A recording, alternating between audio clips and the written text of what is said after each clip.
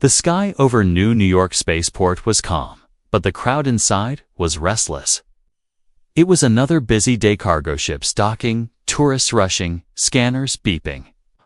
No one expected anything strange to happen. But then she arrived.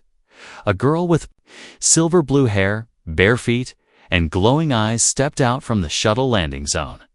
Her clothes were torn, made of a soft fabric no one recognized.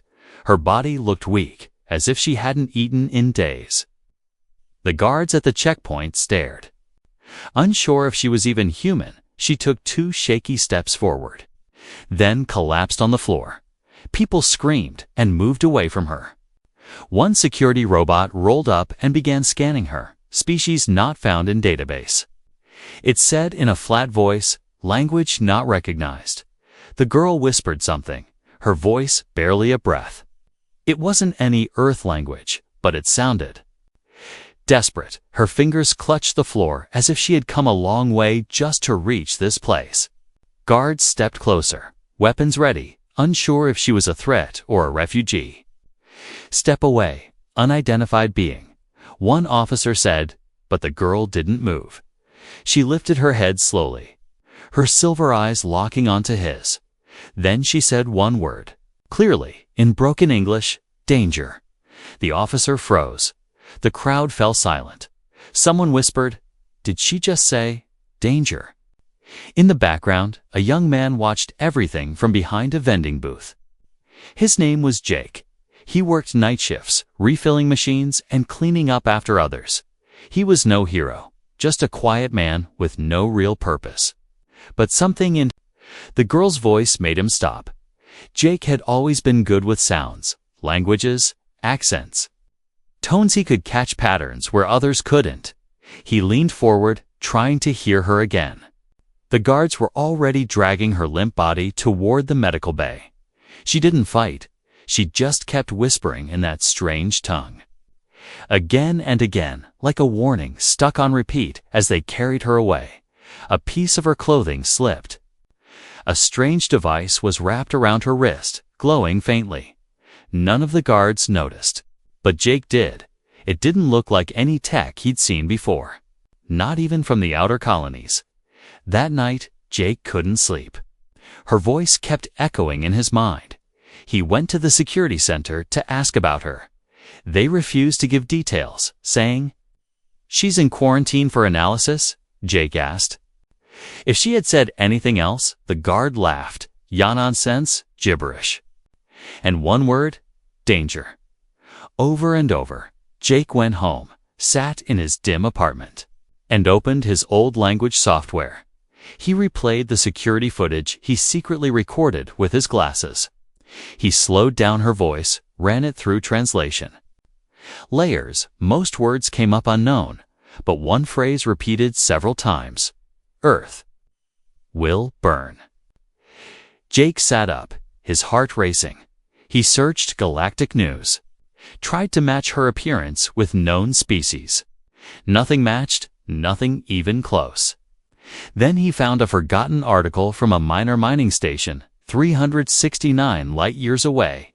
It reported strange disappearances, ghost signals, and a girl who vanished. No names, no pictures. But the timeline matched. Jake knew this wasn't normal. He had to see her again. He returned to the port the next day and bribed a cleaning bot to give him access to the medical floor.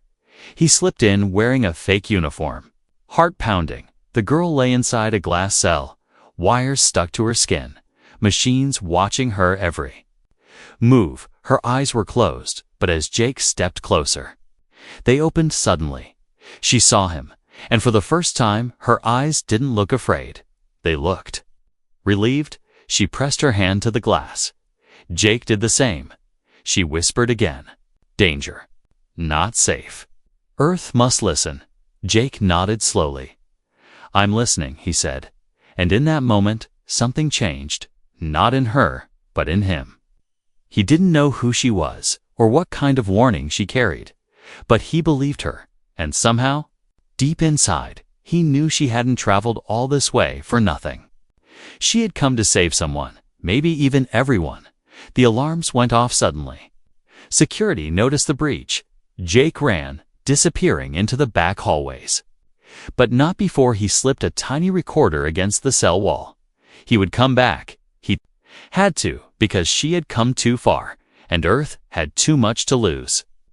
The moon hung bright and full in the sky, bathing the dark city streets in a soft silver glow. She sat near the window, her hands folded in her lap, watching it silently. Her silver eyes shimmered with quiet sadness. Not fear, not anger, just deep sorrow. Jake had brought her to his tiny basement apartment 2 levels below the city. He had no plan, no backup. Just a strange feeling that he had to protect her. She hadn't said much since he helped her escape the spaceport. Only a few words in broken English mixed with strange sounds he couldn't understand.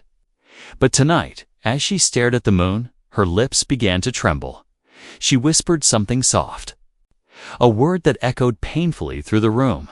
"Gone," she said, then added, "Home. Gone." Jake sat beside her, not knowing what to say.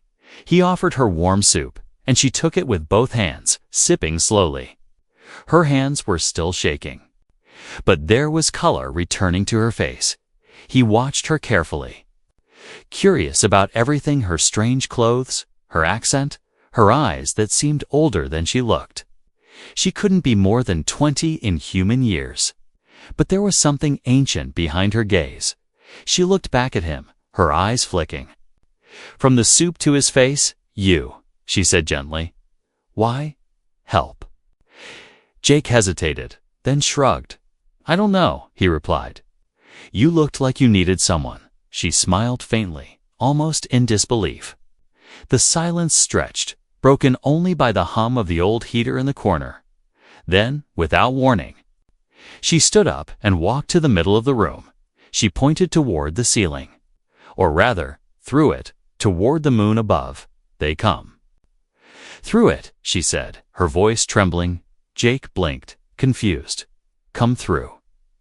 "The moon?" I asked. She nodded slowly, then whispered something in her own language again, long and musical like a sad song. Jake reached for his old translator. Patton placed it on the table. "Try," he said, pushing it toward her. She touched the screen lightly, and strange symbols appeared to curves, dots, and lines he'd never seen.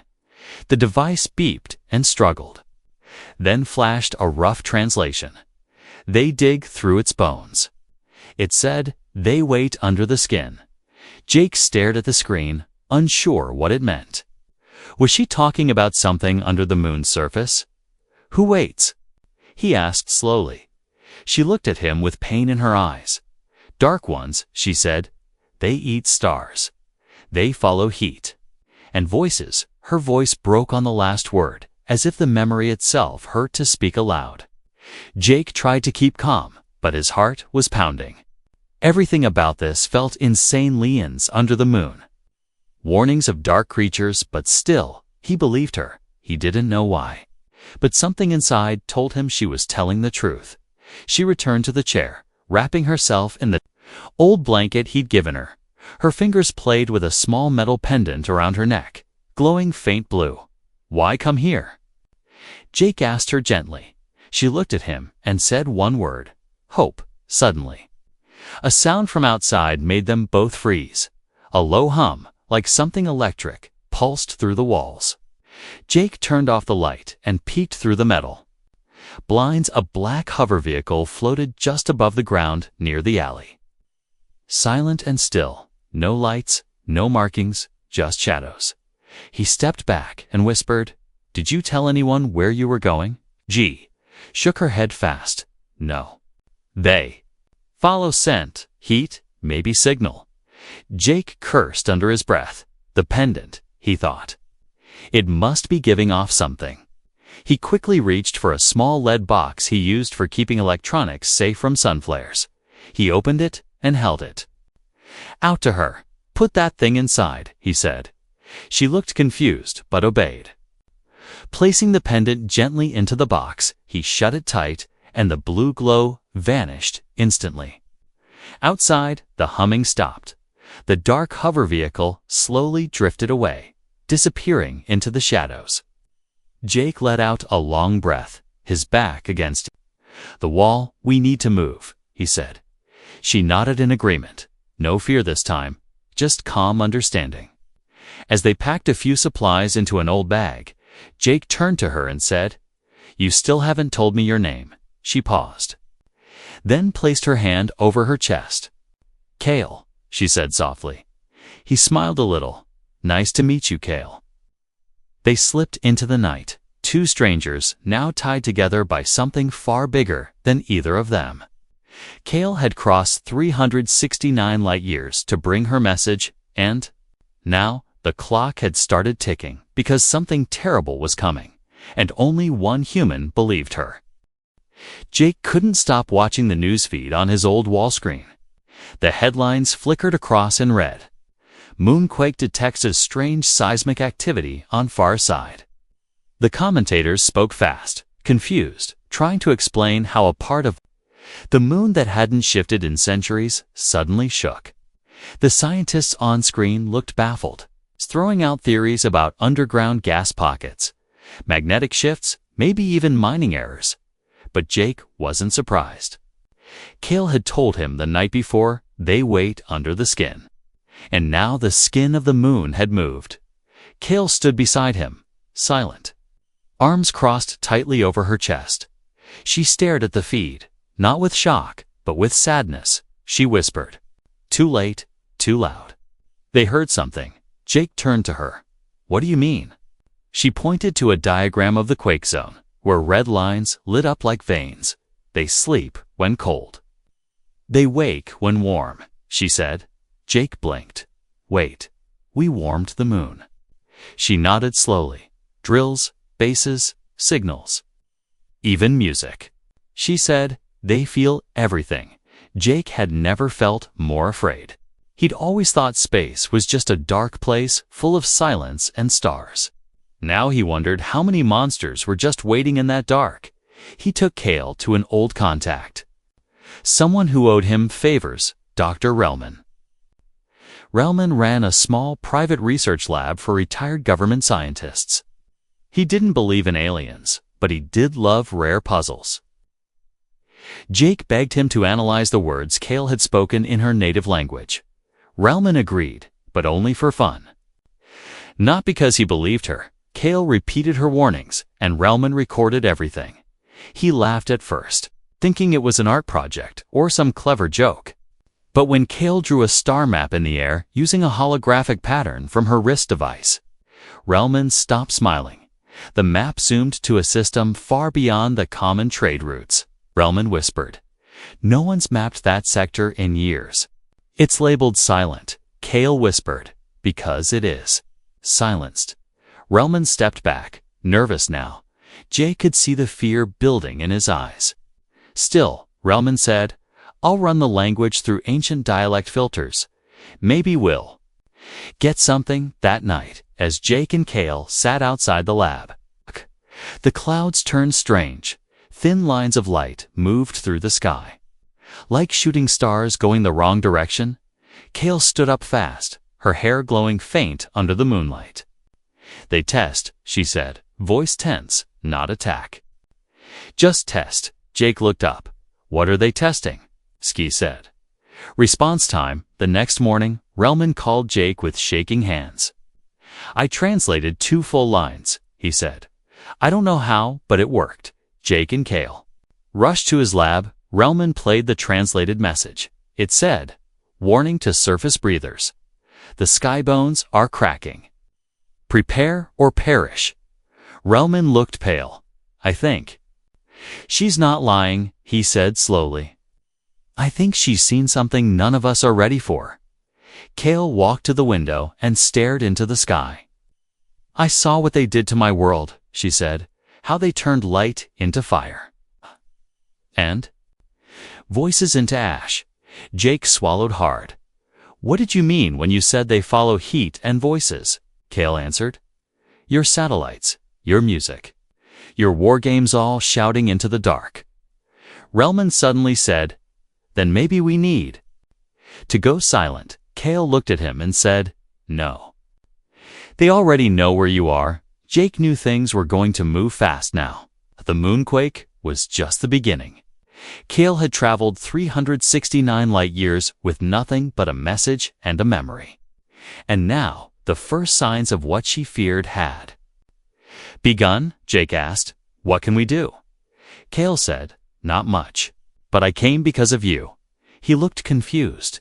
"Me?" She nodded. "Your signal. Years ago, it reached our edge." Jake remembered an old project he had submitted as a kid. A beacon with a recorded message to anyone listening. "Earth says hello." Kale smiled faintly. "We heard it. And I hoped someone like you still lived here." Jake's chest tightened with a strange feeling, fear mixed with responsibility. He wasn't special, not trained, not a hero, but she had crossed galaxies because of his words. Outside, the sky cracked with strange thunder. Not natural. Not weather. "Something else," Kale whispered. "They are closer now." Jake looked up, his fists clenched. He didn't know what tomorrow would bring, but he knew one thing for sure. He was going to fight beside her, because if no one else believed her, he would, and maybe, just maybe, that would be enough. The sky over New York turned dark at noon, not from clouds, but from something larger blocking the sun. Military scanners didn't show any incoming objects, yet shadows moved above. The atmosphere, slow and patient. On the streets, people paused and looked up, their devices flickering for just a moment, then going dead. No signal, no power, no answers. Just silence and sky. Kale stopped walking and looked up too. Her silver eyes narrowed, and her breathing grew sharp. "They're here," she whispered. Jake reached for her hand, pulling her into a nearby alley, heart racing. "You said we still had time?" He said. Kale didn't answer. She was watching the sky like she was trying to read it, like she could hear something no one else could. Just then, the alley wall exploded beside them, not with fire, but with pressure. Something unseen had slammed into it. Jake hit the ground hard. Kale tumbling beside him, a sharp piece of metal sliced across her arm as she rolled. Jake got to her first, pulling her behind a dumpster, heart pounding in his ears. "Are you okay?" he shouted, panic in his voice. Kale didn't answer right away. She looked at the cut on her arm, and so did Jake. The blood wasn't red. It was glowing blue, like liquid light dripping down her skin. Jake froze, his breath caught in his chest. It was one thing to believe she was alien, it was another to see it, right there, glowing and real. Kale looked at him, afraid not of the wound, but of his reaction. Jake stared at her arm, then back into her face. And without a word, he tore off his sleeve and wrapped it around the cut. He didn't flinch, didn't back away. Her eyes softened. "You still help?" she whispered. Jake nodded. "Of course I do," from the far end of the alley. Strange clicking sounds echoed, not footsteps, but something insect-like and unnatural. Kale grabbed his wrist. "We must run." They sprinted down the alley, turning corners blindly. Twice. Jake saw shadows in the sky above, twisting like smoke, yet moving with purpose. No alarms, no sirens, no military response, only silence. They reached an abandoned metro station and ducked inside. Old lights flickered weakly as backup generators kicked in. Kale sat on the floor, breathing heavily. Jake kneeled beside her, opening his backpack to find antiseptic and gauze. She watched him quietly. "You don't ask," she said. Jake looked at her, confused. "You don't ask what I am," she explained. Jake smiled tiredly. "I already know what you are," he said. "You're the one who tried to warn us." Kale looked away, her face unreadable. "I wasn't supposed to come," she said softly. "My kind. We hide, we watch, we record." Jake said nothing, letting her speak. "They don't like humans. They think your kind will only destroy. Were they wrong?" Jake asked. Kale didn't answer. Instead, she reached into her suit and pulled out a thin crystal the size of a finger. It pulsed with blue light, vibrating slightly. "This holds the last memory of my people," she said. Jake stared at it, then back at her. "You said they consume? What does that mean?" Kale held the crystal tight, her voice shaking. "They don't conquer planets," she said. "They erase them." Jake felt cold all over. "How do you erase a planet?" he asked. Kale looked up at him, her eyes dark. "They don't destroy the surface. They infect the core." Jake's stomach turned. "Infect? They feed on energy," she said. "Heat, sound, light. They turn life into fuel." Outside, a low rumble passed through the ground. The metro walls vibrated. Dust falling from the ceiling. Kale stood up, wincing slightly from her wound. "They're testing Earth's heart," she said. "If it's weak, they'll enter." Jake looked around, panic rising. "There has to be something we can do." Kale nodded slowly. "There is," she said. "But Earth won't listen to me." Jake clenched his fists. "Then we'll make them listen." They moved through the old tunnels until they found a still-working transmitter hub. Jake patched into the emergency signal, broadcasting Kale's voice and the crystal's warning. Every screen in the city blinked, paused, and then played the same message. It was not a call for help. It was a countdown, and now Earth had to decide. Believe the strange girl with blue blood, or wait until it was too late. Jake stood beside her, eyes burning with purpose. For the first time, Kale didn't look like a refugee. She looked like a soldier, and Jake looked ready to become one too. The storm didn't come from the sky. It came from silence. One moment, the city was loud with traffic, lights, voices, and broadcasts. The next, everything died, screens black, signals gone, cars frozen mid-street. Even people's smart glasses flickered out like someone had cut the wire to the future. Jake knew what it meant. Kale stood still, her breathing calm. "They found me," she said, her voice soft. Jake didn't ask how she knew. He could feel it too, like pressure in the air before lightning. They were hiding in a storage basement beneath an old shopping plaza. Outside, people were panicking, confused by the sudden blackout. But Jake knew this wasn't just a power issue. It was a warning, or maybe a hunt. Kale activated her wristband, but the display blinked only once and then died. "They're jamming all frequencies," she said. Jake opened a drawer and pulled out an old flashlight.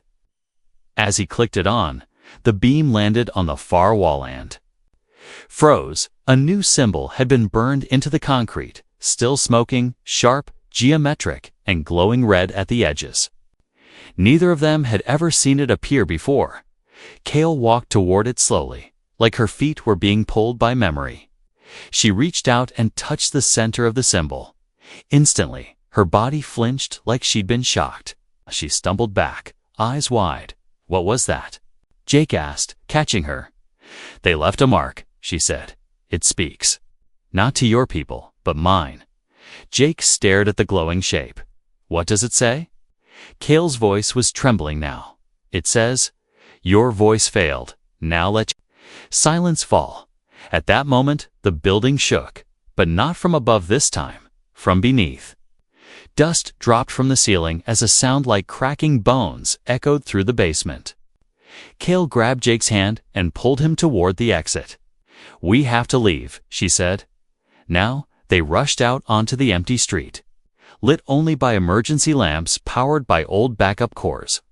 All across the city, people were outside, pointing to the skies. Jake followed their eyes and froze. A hole had opened in the clouds. Not black, but red. Something was descending, not fast, not slow, just with purpose, from the object's center. Thin trails of metallic dust rained down. It didn't make sound, but anything it touched, glass, metal, Plastic turned gray and brittle like old bones. People screamed, running from the dust, but there was nowhere to hide. Jake and Cale ducked into a tunnel leading toward the abandoned sectors beneath the city. The air smelled like rust and fear. Jake looked over at Cale, who had wrapped a cloth around her mouth. She held the crystal in her hands again, this time pressing her forehead to it. "Are you praying?" Jake asked. "No," she said. "I'm asking for time." A small red light blinked on the crystal's edge. Cale whispered something in her language. Then she turned to Jake. "There's someone we need to meet," she said. Jake blinked. "Who?" She replied, "The last human who heard me before you." They moved quickly through the old sectors until they reached a door marked with a symbol. Jake didn't recognize 3 circles connected by one long line. Cale knocked 5 times, in a slow rhythm that sounded like a pattern. A panel slid open, revealing a pair of glowing eyes inside. "You brought it here," a voice said coldly. Cale nodded. "Because you hid when you should have warned." The door opened, and an old man stepped out, his face scarred, his hands shaking slightly. He looked at Jake, then at Cale. "You're lucky this one still believes in people," the man said. Cale didn't smile. "I didn't come for luck," she said. "I came for the code." Inside the hidden room, old machines hummed faintly, powered by private energy cores. The man opened a drawer and pulled out a sealed drive. "This has what's left of Project Corvale," he said. "A weapon Earth built, then buried." Jake stepped closer. "A weapon?" The man shook his head, more like a heartbeat. "One loud enough to wake gods." Cale took the drive gently and placed it into her wristband. Lights came back to life. Slowly, one by one, she turned to Jake and said, "If they sent a warning, we must answer." Jake looked into her eyes. "And what if they don't like the answer?" Cale looked up toward the surface. "Then they'll know Earth is not quiet anymore." The red clouds above continued to pulse, but now deep beneath the city, a new signal had started, a human response, not in words, but in will. Cale didn't scream, not when they locked her wrists with magnet cuffs, not when the light in the room turned sharp and white, not even when they brought out the neural spike and told her it wouldn't hurt much. She just stared at the officer in front of her and whispered the same thing she had whispered since they took her. "They're coming." The Earth's military didn't believe her. They didn't believe the crystal, the star map, or the warnings encoded in ancient alien tongues. All they saw was a foreign being with strange blood, a device on her arm, and a connection to the blackout. So they did what frightened governments always do. They caged what they didn't understand. Jake had watched helplessly as they took her away. Soldiers swarmed their tunnel base before he and Cale could even finish activating the signal. Someone had betrayed them. Jake wasn't even surprised. He was just furious. They didn't arrest him. They just shoved him aside like trash. They thought he was nothing. Just another nobody who got involved in something too big. They didn't know Jake had copied the crystal's contents. Didn't know he had hidden a second message one made for humans alone. Cale's cell was deep beneath a black site compound, a place not found on maps, protected by layers of steel and silence. The room was cold, and the walls were designed to weaken her alien body. Still, she held her head high, even when her skin burned under the bright lights. Even when the machine fed pulses into her spine to make her talk, she still repeated the truth. They come not for power, but for silence. They eat heat, light, sound, thought. Your moon is the door. Close it. The interrogators laughed at her. One called her Space Witch, another Hologram Girl. But they were the ones sweating when the lights flickered overhead, when the ground trembled just enough to make water ripple in their glasses, when cameras caught glimpses of something crawling along the edge of the moon's shadow. Jake knew they wouldn't listen, so he made a choice. He contacted the last person he ever wanted to see again, Dr. Alira Vance. She had been kicked from Earth's Science Council years ago for saying the moon was hollow. Now, she answered Jake's call within minutes. "You have proof now, don't you?" she asked. Jake showed her the footage, the blue blood, the crystal data. The message Kale had tried to broadcast. Alira's eyes didn't blink once. She simply said, "Then we have less than a week." While Kale sat inside the cold metal box, Jake and Alira were outside building something with stolen parts and old satellite tools. A signal spike, coded in the oldest Earth language ever used, Morse, because sometimes the only way to speak to monsters was to sound broken enough to confuse them. Inside her cell, Kale's hands were shaking, not from fear, but from something deeper. She felt the air thinning around her. She felt the pulse of the invaders growing. Louder in her bones, "They're almost here," she whispered, "and you still don't listen." A general entered the room that night, his uniform sharp, his face cruel. He walked up to her and said, "You had your chance to talk." Then he nodded to a soldier, who raised a new device.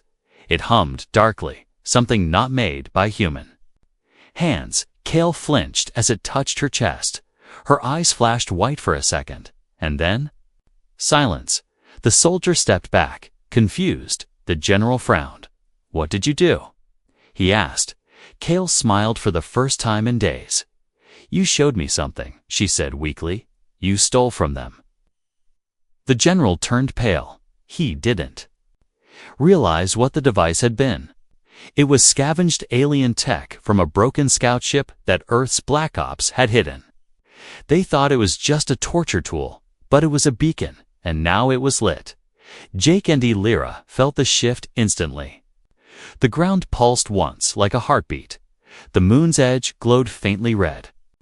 And then the old satellite in orbit blinked once, twice, then died. Jake looked at Alira. "She's not just a messenger," he said. "No," Alira replied. "She's the fuse."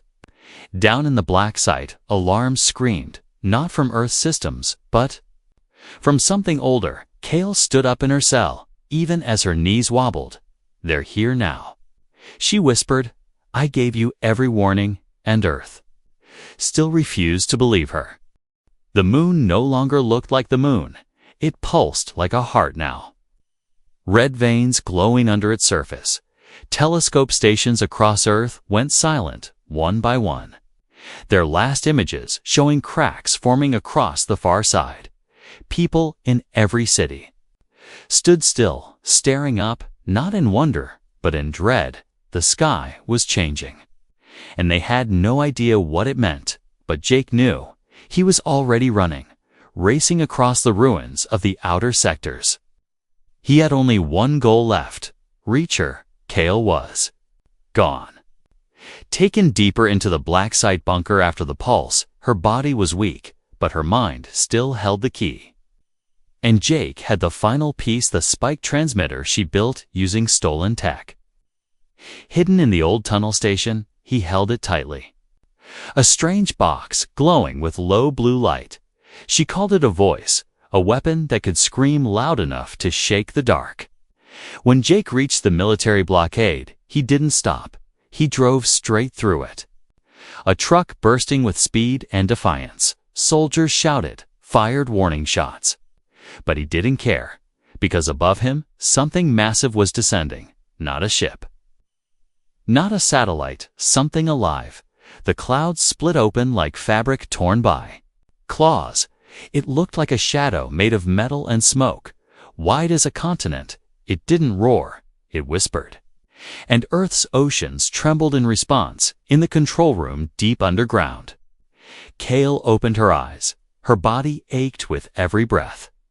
But she still moved. They had locked her in a magnetic cage. But forgot to turn off her mind. She reached out, touching the walls through her energy field, feeling Earth's pulse, and she whispered, "Answer back." Jake reached the doors to the black site, his hands shaking as he slammed the spike in two. The main relay box, the device, lit up, and the lights flickered across the entire compound. Inside her cell, Kale felt the connection spark to life. A line had opened, a way to speak not to the humans, but to the invaders to tell them Earth would not be quiet. The first global EMP hit moments later. Cities dimmed, planes fell, satellites blinked out forever. But the spike stayed on. Jake held it steady as it hummed louder, the sound cutting into the silence like a scream inside a tomb up in the sky. The creature paused. It didn't understand the sound. It had consumed hundreds of worlds before, but none had ever shouted like this. None had ever resisted like this. Inside the bunker, Kale used her last strength to push her voice through the spike. Not in English, not in her language, but in the deep harmonic code her kind once used to mark stars for safety. A warning tone, one the invaders understood. It meant, we see. You, it meant. We are not silent. It meant, we will fight. The invader twisted in the sky, its form breaking apart slightly. Pieces of it cracked, scattered, retreated. Not from damage, but confusion, because Earth had no hive mind, no singular ruler, and yet somehow it had spoken in unison. One human voice had carried a warning from an alien girl who should have died forgotten, and together they had made Earth loud. Jake collapsed beside the relay, his ears ringing, the lights flickering out. Above him, the massive shape was retreating, not fast, but unsure. Like a beast sniffing fire for the first time, Kale lay in the quiet dark, smiling faintly. She had come 369 light-years not to fight, but to be believed, and Jake had believed her. Rescue teams arrived hours later, finding Jake unconscious and the relay still pulsing low. They found Kale barely alive, her heartbeat weak but steady. The general who had once tortured her didn't speak this time.